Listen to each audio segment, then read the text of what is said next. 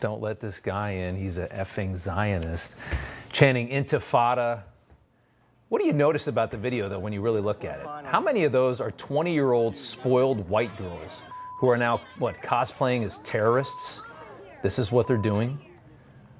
We want to bring in an interesting guest to talk about this. Actor and comedian Michael Rapaport is with us tonight. And we know what a lot of the audience is probably thinking. This is the guy that hates Trump. But this has been an interesting moment for you since October 7th. I think it kind of maybe changed you a little politically to see what's happened to a lot of the left. And we're going to get into all that. But thanks for joining us tonight. Glad to be here. I think we want to start with the kids that are doing this at this school. We should take them like Clockwork Orange style, tape the eyelids open, and make them watch what happened on October 7th when they're running around wearing keffiyehs. That's the least of it. They should have to watch that 48-minute footage that I saw, that I'm sure you saw, that have been clips all over online. They should go right to Judea Samaria and talk about their pronouns. They could go right to Ramallah and Jenin and tell them about their rights and their femininity and all that stuff.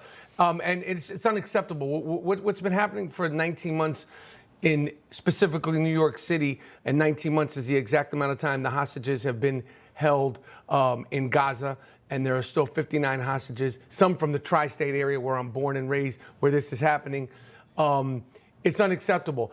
And the fact that they can still, to this day, it's happening right now in Brooklyn, right now as I speak, run around New York City and this country wearing masks, covering their face, saying Zionists can't go here, Jews can't go here. At the very least, it's unreal. It's unreal to me that in 19 months, Mayor Adams and Kathy Hochul couldn't at least say, you could protest, it's the American way, it's why it's the greatest country in the world, do your thing, but you have to show your face. You can't go into Madison Square Garden for Game 3.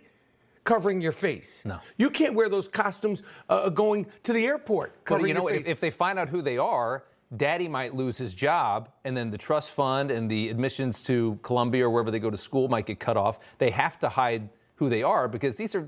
I mean, you saw the video. These are 22-year-old white girls. They're pathetic.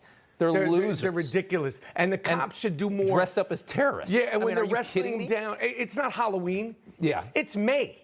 Yeah. It's May. Take the costume off. The Secretary of State says he's going to start revoking more visas for foreigners involved in that. I know you love that. Did you catch the CBS Puff piece on Mohsen Madawi, who was held, this guy that was held by the administration? I mean, they gave this guy the softest interview. They made him look like a hero.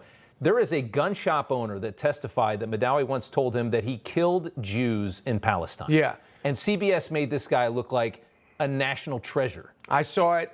I mean, CBS is the same place, 60 Minutes, where they interviewed American hostage Keith Siegel and Leslie Stahl, who I believe is a Gino, which I just trademarked that, Jew in name only. She had the audacity to ask a hostage who had been in captivity for 400 plus days, do you think they weren't feeding you because there's just no food in Gaza? Yeah. She had the nerve to do that. I mean, it's one of the eye-opening things for me is just through the media, the biasness and the anti-Jewishness and the anti-Zionism that has been perpetuated time and time again. And how many times do you have to say, this was a mistake? Right. New York Times, we take this back, we retract that. It's crazy. And I'm glad 60 Minutes is coming to an end. Yeah. It's an old dog. Yeah. It needs to be taken out of its misery. It's been corrupted like anything else that's been around taken for 50 out of its years. misery. You hated Trump for a long time. I used to watch your videos. All this happened. You even, at some point, you said you even considered voting for him. It was even on the table. Yeah. I suspect you didn't vote for him. I don't know if you want to tell us. I don't believe in you don't want to sharing share that. That's fine. But I will say that I've changed a lot. My point of view has changed a lot. And what's important to me for who I vote for was very, very clear in the 2024 presidential election. And it was Jews, Israel, and my money, and in that order. I'm happy with the way things are going now. That's fine. We have 59 hostages that need to come out. 59 hostages. Can you at least admit that it's hilarious when Trump calls Chuck Schumer a Palestinian? I mean, come on. I love it. That's hilarious.